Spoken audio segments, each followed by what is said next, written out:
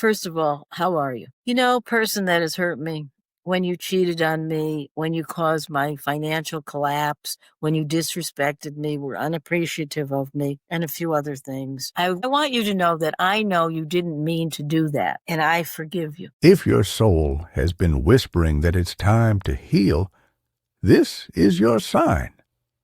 Stepping into the Mirror is the book that helps you face your truth, reclaim your power, and rise into the life you were created for. Start your transformation today. Order Stepping into the Mirror now on Amazon. Link available in the show notes. Thank you so much.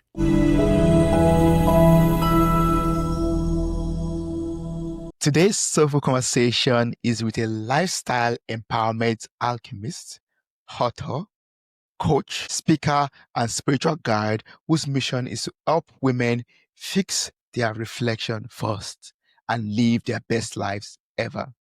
With a background in educational and counseling psychology and decades of transformational work, Rhonda empowers women to rewrite their stories of pain into power, showing that self-love, forgiveness, and gratitude are the true alchemy of healing and change.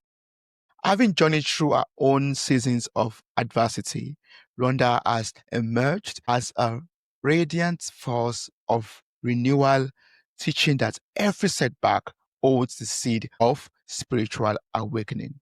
Through our Fix Your Reflection First philosophy, she reminds us that transformation begins from within.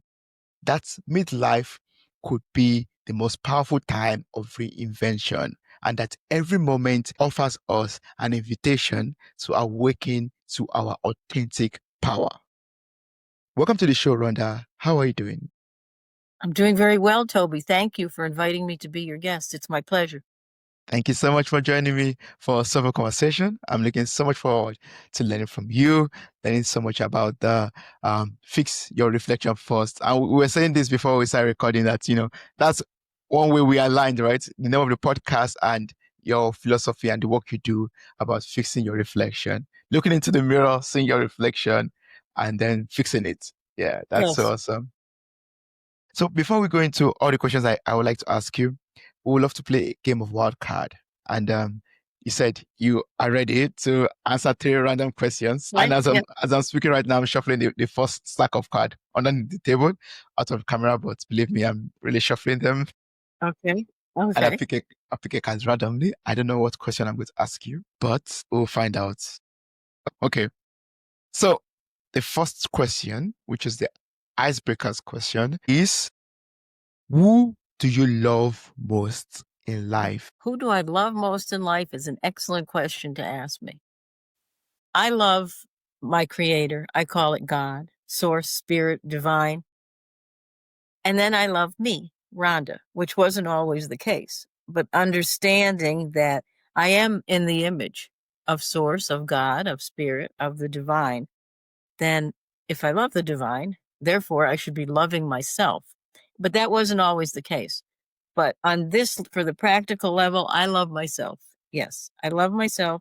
I treasure myself. I respect myself. I like myself. And I even look in the mirror every morning and say that. I love that so much. That means you'll be able to fix your reflection to the extent that you can look yourself in the mirror and say, I love myself. Yes. I look in the mirror and I say, hey, Rhonda, I love you. I love you just the way you are. That's very powerful. That's very powerful. Thank you so much for sharing that. Are you ready for the next question? I am, Toby. So this is from the confessions level.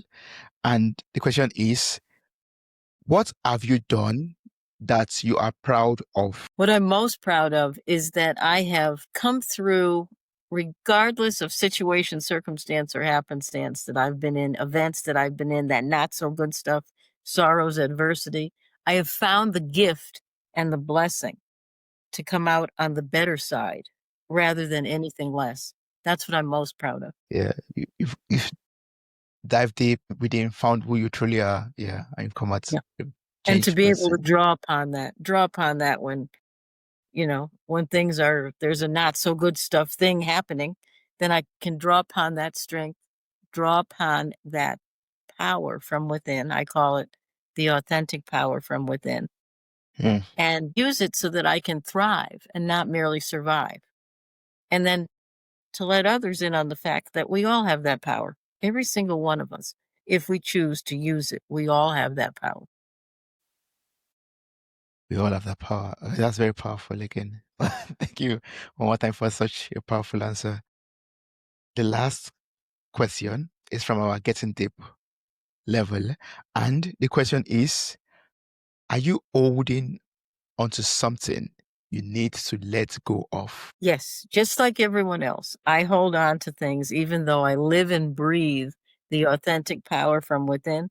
I'm not immune to when not so good stuff comes up, to when the crap comes up. And if I'm holding on to anything, and times I am, it's fear. It's fear, it's procrastination. Procrastination is just another word for fear. So even though I do hold on to that, and I'm being quite candid with you, I have the tools and I know what my authentic power from within is, so I can get myself out of that and move forward. Yeah, you're right. I mean, we're all holding on to something. Some people more than some other people. Some people big things and some people little things that we're holding on to. I think it also depends on our level of maturity, right? On level of Yes. development that helps us know what we hold on to and let's go. Yeah, in some cases, a while ago, I used to hold on to people pleasing. I'm going to please everybody, That's been years, and the brand changed. My brand changed to fix your reflection first and live your best life ever. And I realized in order for me to fix my reflection first, let alone teach it to others, and be that model, that role model for others, be the example and not the exception, then I needed to let go of people that were not in my best interest, that the interaction with not just with people, with relationships, with circumstances and events, sometimes we just hold on for too long, things that are unhealthy and toxic. And what that does is it just perpetuates. It's like a snowball, the unhealthiness, the toxicity. So it's important to realize, it's an excellent question, what are we holding on to that's keeping us from being the best version of ourselves, our highest and best self, that's keeping us from, when we look in the mirror, thinking that we're not enough, we're not worthy. That's what the things that we hold on to, that's what's extremely detrimental, extremely unhealthy. We go nowhere fast with something like that. Very true. Yeah. And that's really one reason why I would like to ask this question, because sometimes people believe their past and what they are going through, what they've gone through is what is stopping them from moving forward, or is what is stopping them from letting go of some things or some toxicity or whatnot. So I'd like you to share your story or your journey with us, the journey towards fixing your reflection first, but navigating incarceration, breast cancer, divorces, financial ruins, and everything that all the adversities that you experienced in the past towards coming to who you are today. Can you take us on that journey? Yes. And you bring up a great point, because while I have all these great educational and otherwise credentials, my real credentials are the credentials of life. So I've been there. I've had plenty of joys, plenty of happiness in my life, but I've also had sorrow, adversity, struggles, challenges. And interestingly enough, they began about midlife. I would say about 41 years old. I'm 67 now. So it was one thing after another. And mentioned it before, had I not found the gift and the blessing and all this stuff that I never thought I would find myself in, that I never thought would be happening to me. But of course, they say life doesn't happen to you, it happens for you. So, and the first included incarceration in a women's federal prison camp for almost 7 years. I mean, there were no bars or anything like that, but me being a person who has never had a speeding ticket, and to see a federal indictment saying United States of America versus Rhonda Farrah, very, very daunting. And it was that experience that sort of paved the way for other things in adversity for me to happen. Then breast cancer, then 2 divorces, and financial collapse rolled all into that string of adversity. I teach from an arena of I've been there. I may not have wanted to be there when I was there or it was up and coming, but I've been there. So I know what feeling scared is. I know what fear is. I know what the why rather than the what. Why is this happening to me? Why am I being victimized? Why? I don't do that anymore. And I would invite our listeners to, instead of asking why, when certain things are happening in their life, say what. And the what is, what am I to learn from this? What is this trying to teach me? And you will find the gift and the blessing. But the minute you go to the why, and why is this happening, and why am I a victim, and how the hell am I going to get out of it, then you're going down a rabbit hole really quickly that you probably do not want to go down.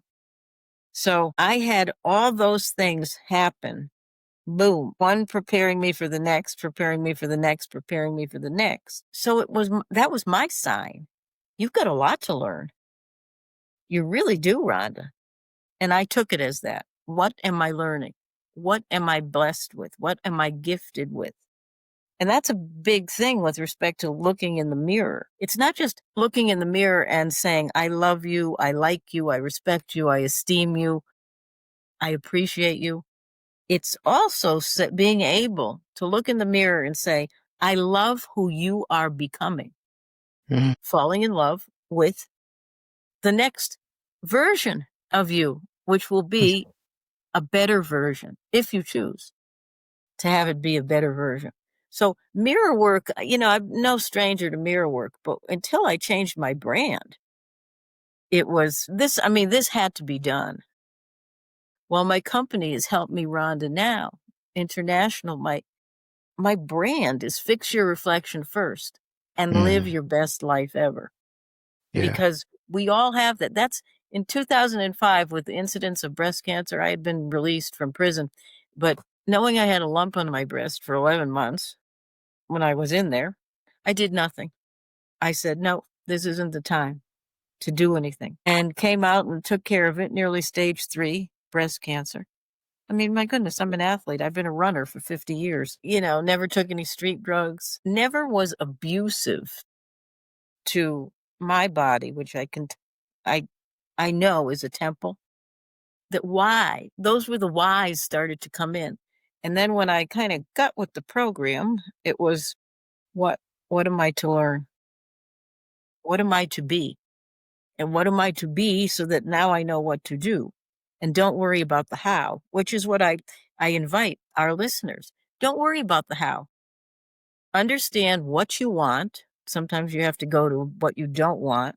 Understand what you want and don't worry about the how. But listen, and especially as you look in the mirror, know that the answers come from within. And I believe there are only two emotions in life, fear and love. Starts with the emotion, produces a thought, produces your external world. And whether you're consciously in fear or consciously in love, your subconscious mind is very brilliant. She knows 95% of what's going on, and you know 5% of what's going on, which is, research bears that. So what do you do when you don't know what's going on? You go within and you listen. And so that was when 2005, a diagnosis of breast cancer told. That was more unbelievable than prison. I became dedicated to awakening hearts, minds, and most especially spirit to our innate power from within. The power to thrive rather than merely survive. And we all have it if we choose to identify it. Yeah, we all have the power within us to thrive. You made mention of something that I would like to go back to because I find that very relatable. And what you made mention of was you held your body in high esteem because your body is a temple. You did everything right, but still these things happened to you. You never had a speeding ticket, but still, you went to jail. And this happens to a lot of us because, and I think that's what causes the why question. Like, why is this happening to me? I'm pitch perfect. I do everything wonderfully well. I'm, everything's orderly and properly done. So I just like to learn from your experience, from your own journey. Like, how do you silence the why questions when you seem to have done everything right, and then tune all of that into what am I trying to learn? What am I supposed to learn from this situation or this experience? That's where surrender comes in. Whether you go back 2 steps, divine, God, spirit, creator, source was trying to get my attention for years. First, the little pebbles get thrown at you. Then maybe a 2x4. And then I got a brick thrown at me in a major timeout in prison because I was not attending to what the agenda of my soul should have been. I was attending to everything else. And I mean, I was living a good life. I was happy, I thought. But when you say, how did I arrive at that? How did I stop asking why and go to the what? It was when subconsciously, I do believe it was subconsciously to begin with, I surrendered. I'll give you an example from prison. It was a year after I was incarcerated that I stopped banging the phone against the wall, saying to whoever I was talking to, get me out of here. It was a year, but I did. That's my aha breath came into play, and I surrendered. And I said, oh, well, I guess I'm here for however long. But I knew, okay, that began my real journey, going within, writing, reading, teaching others. That was the last place I thought I would be teaching wellness classes on an emotional and a cognitive level. Last place, okay? Yeah. So what I'm saying is I was at a point where I may have not known it consciously, but subconsciously I knew I was enough. And now I was saying enough is enough. Regardless of where I wasn't going to play small. I wasn't going to play small, and I wasn't going to pray small, because that's not what we're equipped to do. None of us. So know that, first of all. But that's how the what started to come in to play. And from there, different experiences started to happen where I was, regardless of my location, I was being blessed and gifted. I mentioned to you, I've been a long distance runner. I had a track. I had a strength training pile. As antiquated as everything was, I still was able to do that for myself. I still was able to help other women understand that, yeah, we're all doing time, but let's make the most of it while we're here. And everything's going well. And then I knew I had a lump on my breast. So it was like that led into that. And I was scared. So we're talking about understanding that one's mortality could be just around the corner. And when, other than Breast Cancer Awareness Month, which we're in right now, I was asked, many times, well, you went for a biopsy. What happened? I said, well, it's not the best news, but it's not the worst news. And it wasn't. And when my daughter said, when are we going to get a break? I said, honey, I will be dancing at your wedding and I will see my grandchildren. And both have happened. Okay. That's awesome. So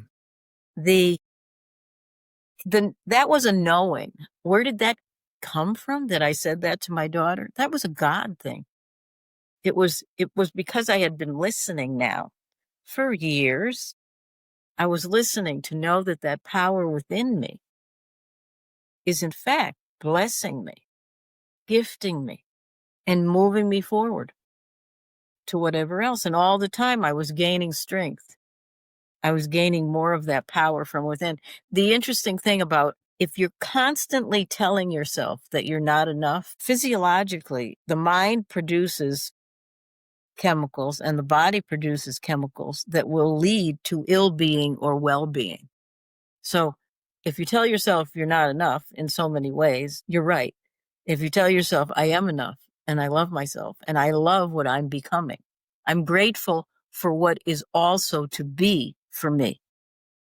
If you tell yourself that, you get a whole new set of chemicals.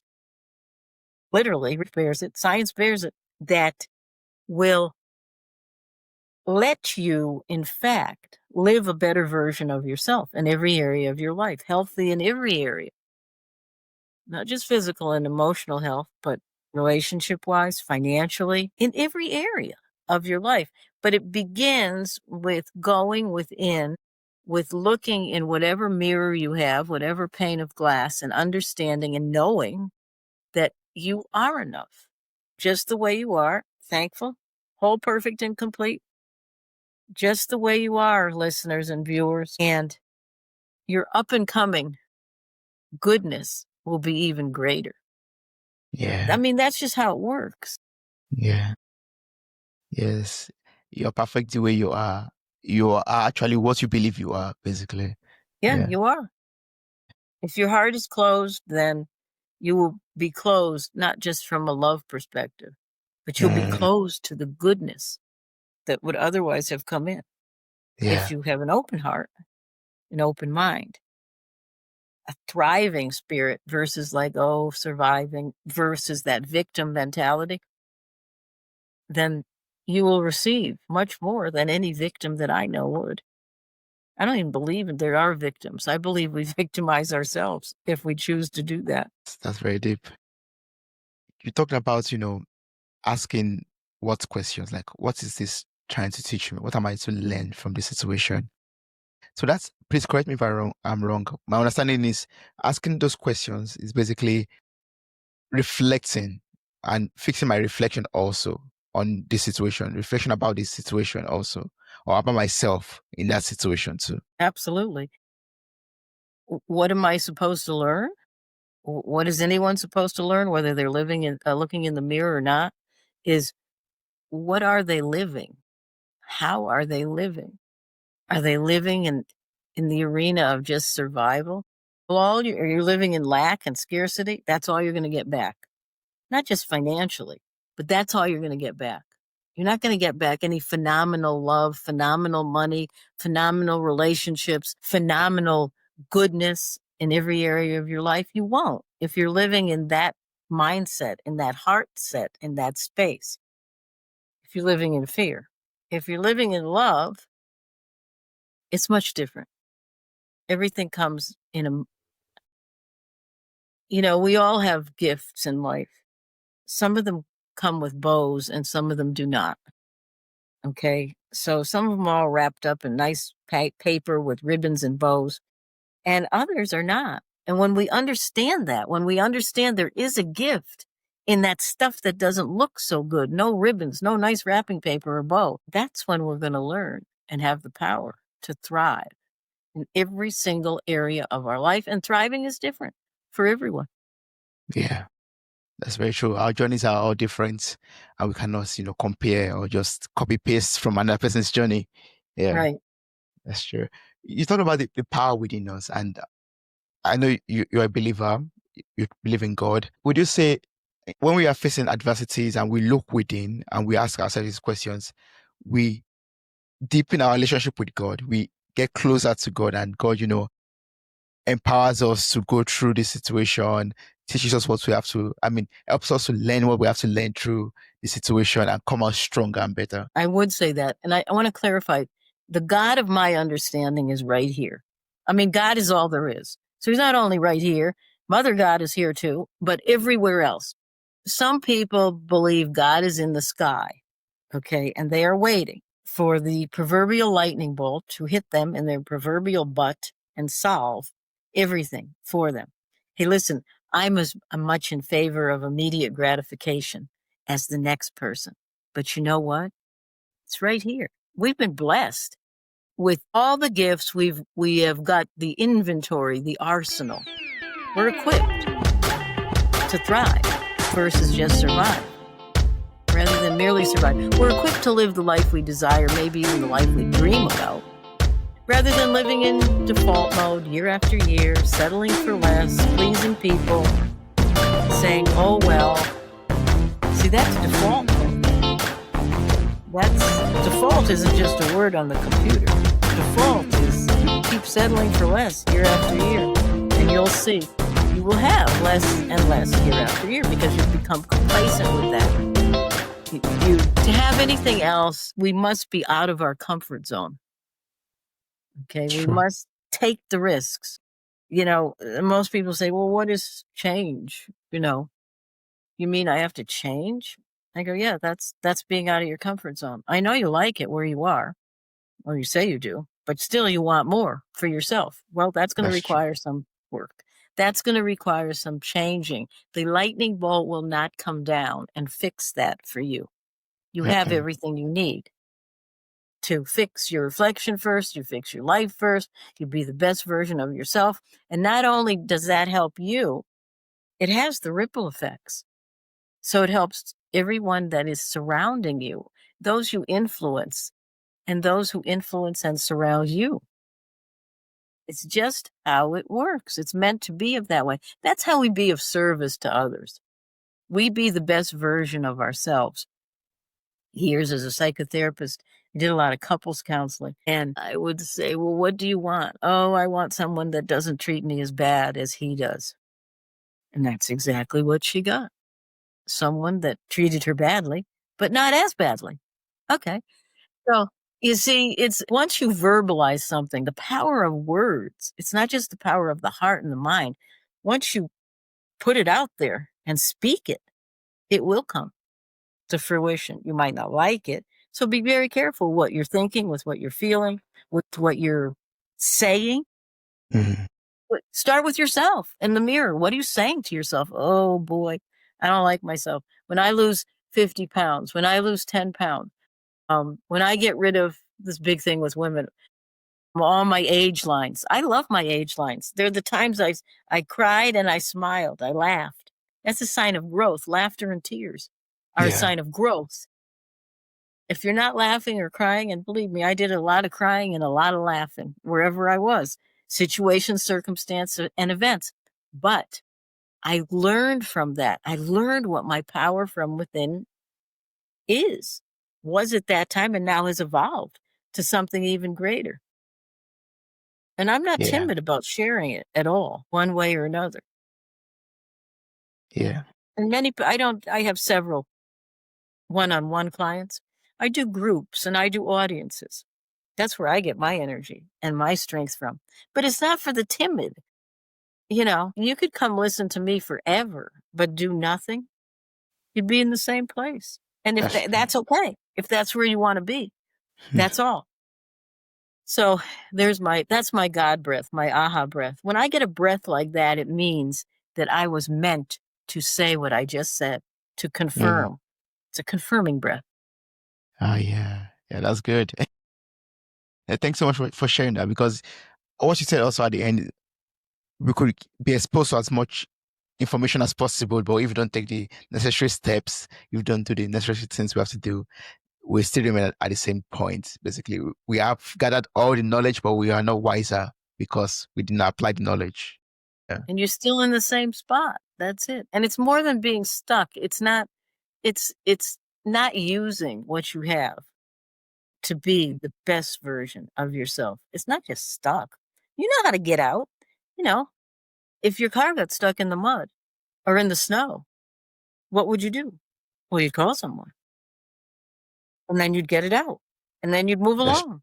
You'd keep traveling down the road, down the highway, whatever it is.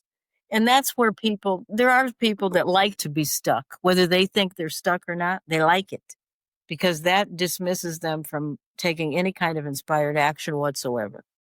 Which is really a shame. Yeah. Because we have that power. We can take the inspired that we can be, so we know what to do, and then take inspired action. Yes. Take inspired action. So I would like to know how you help people out there, to take inspired action. Like, what do you do? What kind of services do you offer to people out there to fix their reflection first? How do you do it? I do a lot of inviting. I don't tell them they have to do it. I don't even suggest. I invite. I invite you to go within, think about what you want, verbalize what you want. And sometimes we have to begin at what don't you want? And then we get to what do you want? And then I say detach from the outcome. Okay, state it. Write it down. Write what you want down. Write your perfect day. Write your perfect relationship. Write your perfect house. Write your perfect job or business. Write it in your handwriting, and then detach from the outcome, because many people can't do that. They do because they think they're going to get this. Well, get out of your way, because you might just get something better. Detach from the outcome and don't worry about the how. But listen, everything that I've put out, I just mentioned to you, I'm relocating back to the East Coast. So I put it out there. Okay, so we have this delay with this house, this delay with that, this delay with the movers, but it's like, it's all happening the way it needs to happen. Still taking inspired action, but I'm not getting bent out of shape. I'm detaching from the outcome. Well, this didn't go the way I thought it was going to go, but that's okay, because something better is on the way. Many of us have been in that situation. Failed relationships, failed businesses, problems with family members. It's going the way it needs to go. Leave it. Leave it alone. When you start forcing, chasing, all of that, it's going to take longer. So just leave it. Know what you want. You may have to revise it a little, but don't go that this is never going to happen or that's never going to happen, because you know what? It will never happen. That's the bottom line. You have that power. You have that strength. Use it for your good rather than anything less. Yeah, we have the power to thrive, like you said earlier. And one more thing that you just added to it for me is detach yourself from the outcome. Yeah, detach yourself from the outcome. Yeah. Rhonda, I'd like to learn one more thing from you, like from your journey and what you've done, and what you're doing for people out there. How do you learn to forgive yourself of your past, things that has happened or you've experienced? How do you learn to forgive yourself most importantly? Okay, I'm going to give you, everybody learns differently, first of all. But I'm glad you asked me about forgiveness. I'm going to give you, if I may, and our viewers, a tool, an exercise to do. I'm asked, well, what is an alchemist? What do you do? How do I live an empowered lifestyle? And I say, yes, as any good alchemist, I have a formula for you. And the formula is gratitude plus forgiveness will lead you to an empowered life, the life you desire, the life you want, again, perhaps the life you dream about. Now, gratitude that's okay. A lot of people do gratitude journals. They do say gratitudes in the morning and in the evening. I do. I also journal. Now, forgiveness is another story.